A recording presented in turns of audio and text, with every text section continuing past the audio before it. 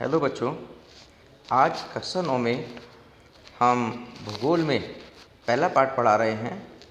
भारत आकार और स्थिति, Indian size and location. Bharat की स्थिति विश्व में क्या है, इसके विषय में बता रहे हैं। तो भारत विश्व की प्राचीन संस्कृतियों में से एक भारत का महत्वपूर्ण स्थान रखता है। पिछले लगभग 5 दशकों में भारत ने सामाजिक और आर्थिक क्षेत्र में चहुमुखी उन्नति की है।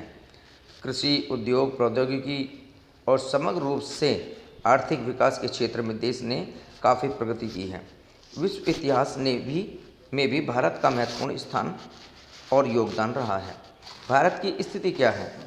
भारत एक विशाल देश तो है ही, साथ ही गोलार्ध में स्थित, और इसका मुख्य भाग 8 डिग्री 4 उत्तर से और 37 डिग्री 6 उत्तर अक्षांश से तथा 68 डिग्री 7 पूर्व से और 97 डिग्री 25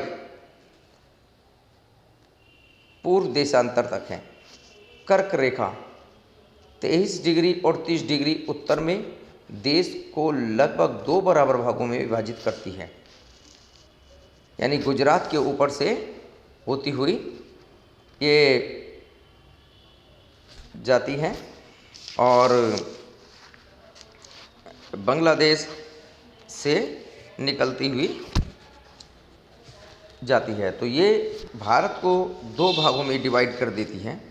इसको कर्क रेखा कहते हैं।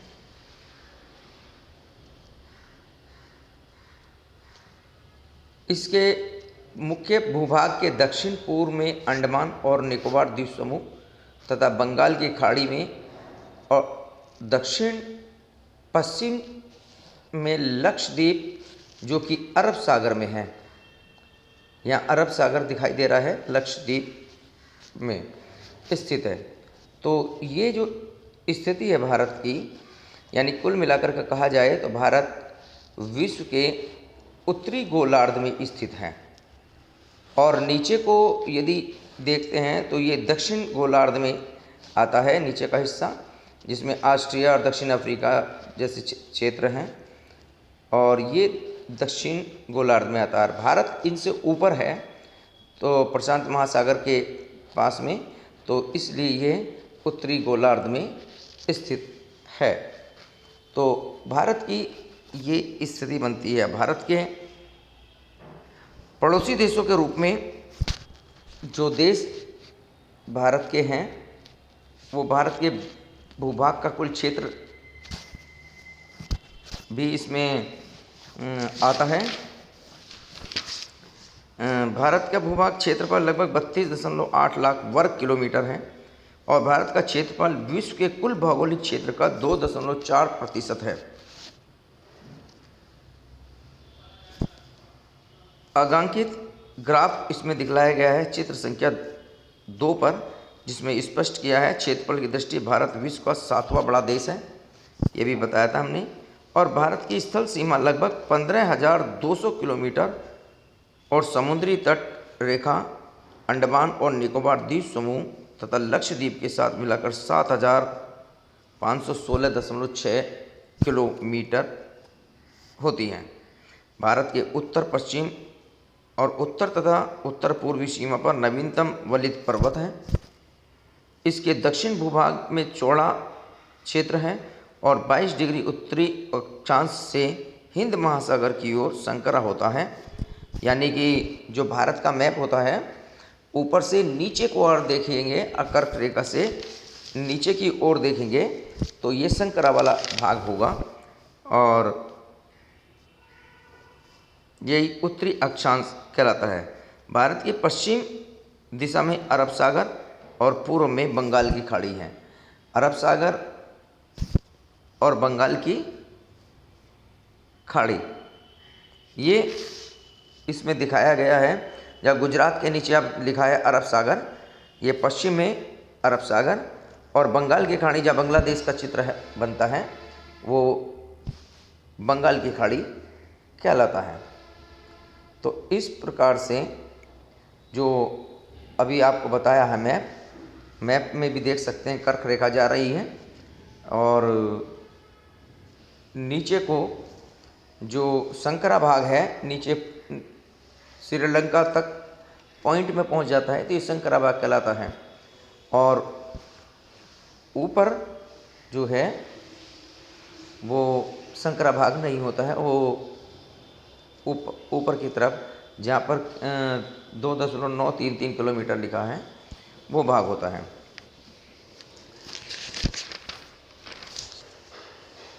गुजरात से अरुणाचल प्रदेश के स्थानीय समय में लगभग 2 घंटे का अंतर होता है। यानी गुजरात जहाँ पर 68.7 डिग्री लिखा हुआ है यहाँ से, और कर्क रेखा के ऊपर जाएंगे जहाँ उत्तरांचल पड़ता है लगभग बांग्लादेश के आसपास के क्षेत्र के पास में, तो यहाँ तक जो दोनों भारत में ही हैं लेकिन 2 घंटे का समय लगता है।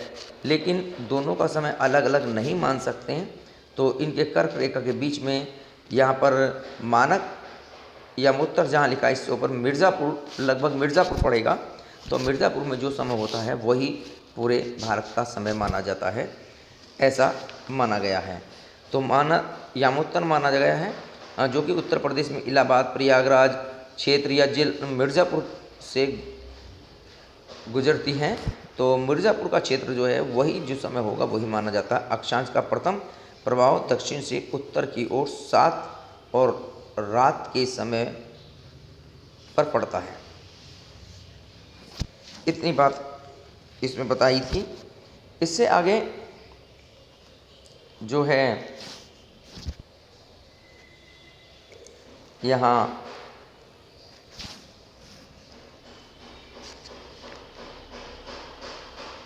कन्याकुमारी कश्मीर में दिन और रात की अवधि में अंतर क्यों होता है, ऐसा भी होता है। तो देश का उत्तर दक्षिण विस्तार भारत के विभिन्न भागों में दिन और रात की लंबाई में अंतर उत्पन्न करता है। कन्याकुमारी लगभग 8 डिग्री उत्तरी अक्षांश भूमध्य रेखा के निकट है। यहाँ दिन और रात लगभग समान अवधि के होते हैं, परंतु कश्मीर लगभग 37 डिग्री उत्तरी अक्षांश भूमध्य रेखा से दूर है। यहाँ पूरे वर्ष सूर्य की किरणें तिरछी पड़ती हैं। ये किरणें जो हैं तिरछी पड़ती हैं, इस कारण से परिणामस्वरूप यहाँ दिन और रात की अवधि में 5 घंटे का अंतर होता है।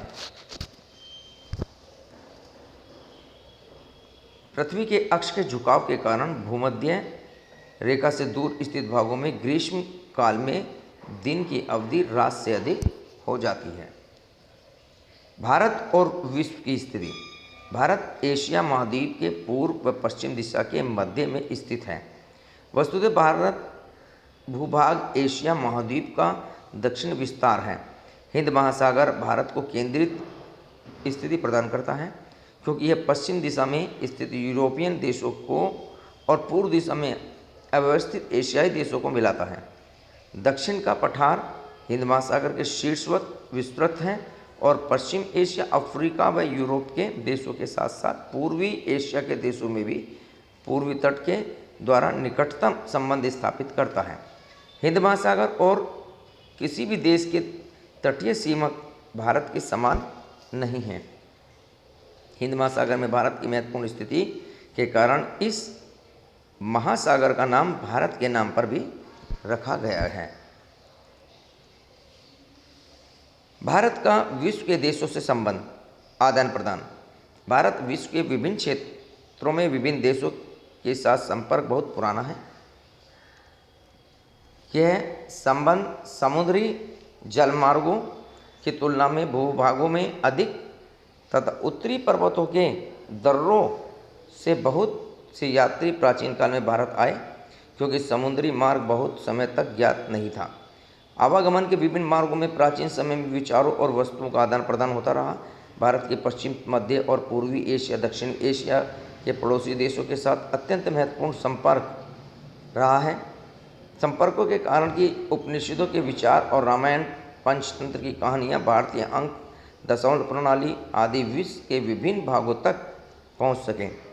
मसाले, मखमल, कपड़े का व्यापार द्वारा अन्य सामान भी भारत के विभिन्न देशों में ले जाते रहे हैं। इसी के साथ यूनानी स्थापत्य कला तथा पश्चिम एशिया की वास्तुकला के प्रतीक मीनारों गुंबदों का प्रभाव भी हमारे देश की स्थापत्य कला पर पड़ा। अभी आप देख रहे हैं कि भारत की स्थिति क्या है। तो जो भारत के क्षेत्र में पाकिस्तान जो इसकी सीमा से लगे हुए हैं, अफ़गानिस्तान, तजाकिस्तान, तिब्बत और नेपाल, भूटान, इधर बंगाल की खाड़ी की तरफ श्रीलंका, कोलंबो यानी ये ऊपर म्यांमार, ये भारतीय सीमा से मिले हुए हैं, लगे हुए हैं। तो भारत के इस मैप में आप सारी स्थिति देख सकते हैं, विश्व के अन्य देशों की स्थिति क्या है।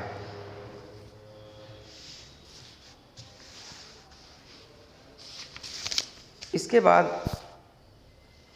क्षेत्रफल के आधार पर सबसे बड़ा एवं सबसे छोटा राज्य भारत का क्षेत्रफल के आधार पर सबसे बड़ा राज्य राजस्थान और सबसे छोटा राज्य गोवा ये कहलाएगा।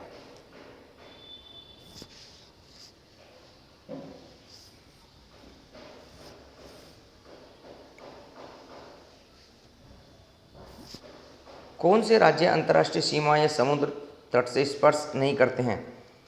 यानी कि हरियाणा, मध्य प्रदेश, छत्तीसगढ़ और झारखंड, ये राज्य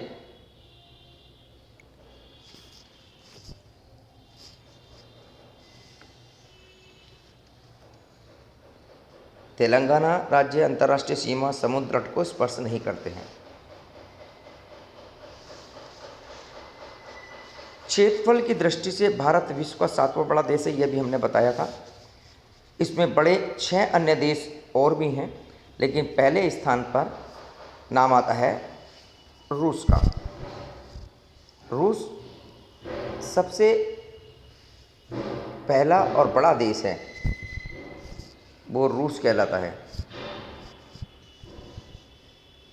कनाडा दूसरे स्थान पर, संयुक्त राज्य अमेरिका तीसरे स्थान पर, चीन चौथे पे, ब्राज़ील 5वें पे और 6ठे पे ऑस्ट्रेलिया। और इस प्रकार 7वां जो देश होता है वो भारत आता है।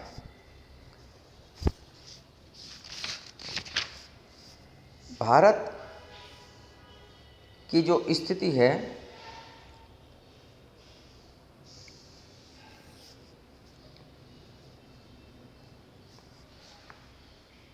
सन 1947 से पहले भारत में 2 प्रकार के राज्य थे, प्रांत व रियासत। ब्रिटिश सरकार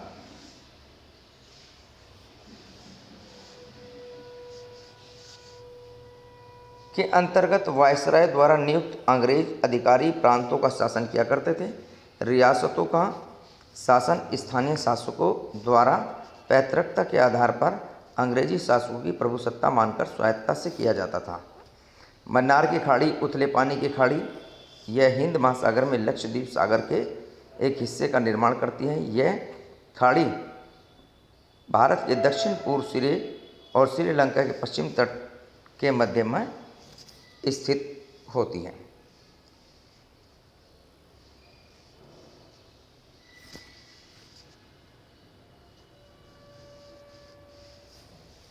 इसमें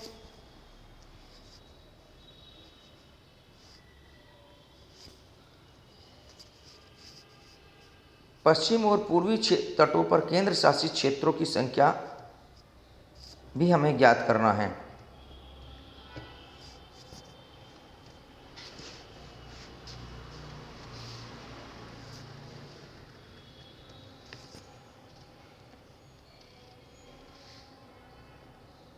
देश बनते हैं पाकिस्तान, चीन, म्यांमार, बांग्लादेश।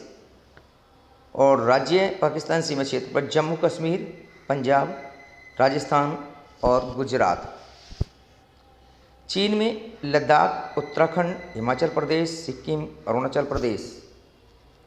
और म्यांमार में बर्मा यानी नागालैंड, अरुणाचल प्रदेश, मणिपुर, मिजोरम,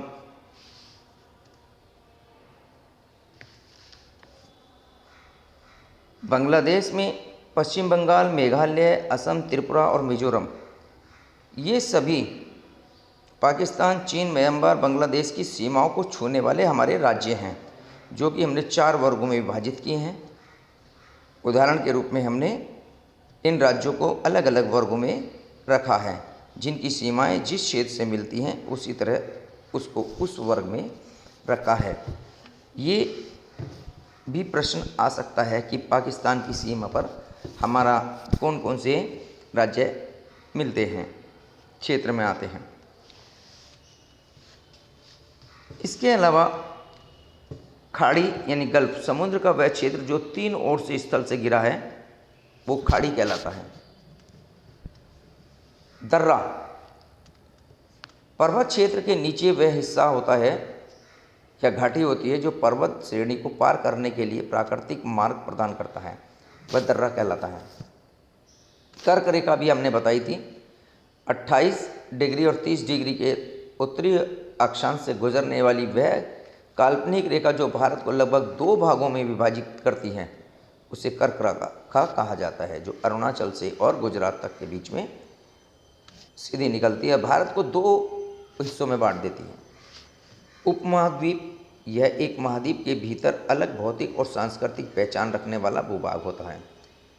अक्षांश, भूमध्य रेखा के समानांतर चलने वाली रेखाएं अक्षांश रेखाएं कहलाती हैं, और देशांतर रेखाएं ग्रीनविच या उत्तर वृत्त के पूर्व से पश्चिम स्थित स्थान की कोणीय दूरी को देशांतर कहते हैं।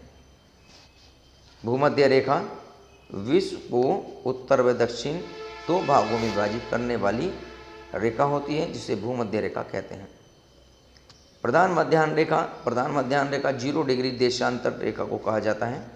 ग्रीनविच इंग्लैंड से गुजरने वाली इस प्रधान देशांतर रेखा को उत्तरी व दक्षिण ध्रुव को मिलाने वाली रेखा के नाम से भी जाना जाता है। तो इस प्रकार से ये पाठ जो भारत की स्थिति है, इसमें भारत की स्थिति क्या है ये बतलाया गया है। इसके बाद कुछ प्रश्न हैं, वो प्रश्न हम करा रहे हैं, इसको ध्यान से देखेंगे। इसमें जो प्रश्न हैं, जैसे निम्नलिखित विकल्पों में से सही विकल्प चुनना है, शॉर्ट टाइम क्वेश्चन है। इन प्रश्नों को आप भी कर सकते हैं। जैसे कर्क रेखा किस राज्य से गुजरती है, अभी हमने बताया था ना, तो इसका उत्तर होगा राजस्थान, उड़ीसा, त्रिपुरा, छत्तीसगढ़, यानी उड़ीसा से गुजरती है। भारत का सबसे पूर्वी देशांतर कौन सा है? 97 डिग्री 25 पूर्व की ओर होता है। तीसरा, उत्तराखंड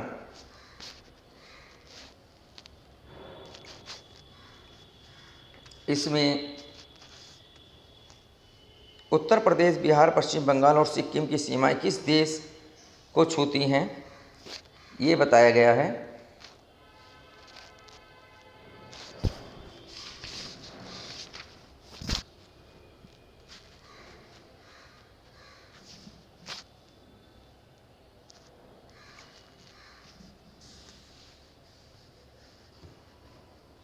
इसका उत्तर होगा चीन, भूटान, नेपाल, म्यांमार में से नेपाल। ग्रीष्मकाल में आप यदि कावारत्ती जाना चाहते हैं तो किस केंद्र शासित क्षेत्र में जाएंगे? कावारत्ती कहाँ पर है? लक्षद्वीप में है ना। तो इस प्रकार से कुछ शॉर्ट क्वेश्चन दिए गए हैं, इन क्वेश्चन को आप अपनी कॉपी में करेंगे। इसके अलावा कुछ और लघुत्तरीय प्रश्न दिए गए हैं, इन प्रश्नों को भी अपनी कॉपी में लिखेंगे। जैसे हिंद महासागर में भारत की केंद्रीय स्थिति से इसे किस प्रकार से लाभ प्राप्त हुआ है, ये प्रश्न। कुछ हमने प्रश्न दिए हैं, इसमें जो आपको अच्छे लगते हो, महत्वपूर्ण लगते हो, आप उसके हिसाब से इन प्रश्नों को कर सकते हैं। आगे एक प्रश्न आता है, भारत का मानचित्र देखने पर उपयुक्त प्रश्नों के बारे में निम्नलिखित बातें स्पष्ट करनी है। यहाँ पर भारत का मानचित्र दिखाया गया है। इस मानचित्र के आधार पर आपको इन प्रश्नों के उत्तर देने हैं। अरब सागर और बंगाल की खाड़ी में स्थित द्वीप समूह क्रमशः कौन से हैं? लक्षद्वीप, अंडमान, निकोबार द्वीप समूह हैं। इसका आंसर है। भारतीय उपमहाद्वीप पाकिस्तान कौन कौन से हैं? पाकिस्तान, अफगानिस्तान, चीन, तिब्बत, नेपाल, भूटान, म्यांमार, बांग्लादेश मिलकर बनते हैं। तो ऐसे ही कुछ प्रश्न और दिए हैं। कर्क रेखा कहाँ से गुजरती है? तो गुजरात, राजस्थान, मध्य प्रदेश, छत्तीसगढ़, झारखंड, पश्चिम बंगाल, त्रिपुरा, मिजोरम से राज्यों से होकर ये कर्क रेखा गुजरती है। इसमें कर्क रेखा का चित्र दिखलाया गया है और चित्र के अनुसार इसमें ये नाम भी लिखे हैं जहाँ जहाँ से गुजरती है। तो आप इनको अपनी कॉपी में लिखेंगे। आगे प्रश्न है, भारतीय भूभाग मुख्य भूभाग दक्षिण शीर्ष बिंदु क्या है? कन्याकुमारी है। देखिए कन्याकुमारी कहाँ पर है? तो इस चित्र के अनुसार ये प्रश्न है। इन प्रश्नों के उत्तर देंगे।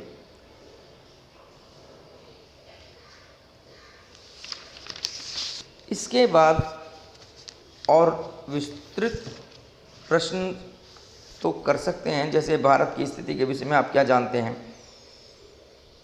इस स्थिति ने भारत को विश्व में कौन सा महत्वपूर्ण स्थान प्रदान किया है? जैसे एक विस्तृत प्रश्न है। या भारत की स्थलीय और तटीय सीमाओं का वर्णन कीजिए। ये भी एक प्रश्न है, विस्तृत प्रश्न है। आप इसको भी कर सकते हैं। इसके अलावा एक प्रश्न और है, इसमें दिया गया है, भारत की स्थिति का विस्तार की मुख्य विशेषताओं का उल्लेख कीजिए। तो इसमें पहला और दूसरा प्रश्न अच्छा महत्वपूर्ण प्रश्न है, आप इसको कर सकते हैं।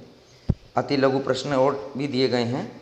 भारत के लिए एक मानक मध्याह्न रेखा का आवश्यक क्यों है? कर्क वृत्त भारत को लगभग 2 भागों में बांटता है। इन भागों की भौतिक विशेषता संक्षेप में लिखेंगे। या भारत की स्थिति विस्तार मुख्य विशेषताओं को उल्लेख कीजिए। अति लघु भारत का अक्षांशीय और देशांतर विस्तार लिखिए। ये सब बतलाया अभी हमने। भारत की तट रेखा की कुल कितनी लंबाई है? उपमहाद्वीप क्या है? भारत को प्राय उपमहाद्वीप क्यों कहा जाता है? कन्याकुमारी कश्मीर में दिन और रात की अवधि में अंतर क्यों होता है? ये सभी प्रश्न अभी कराए हमने।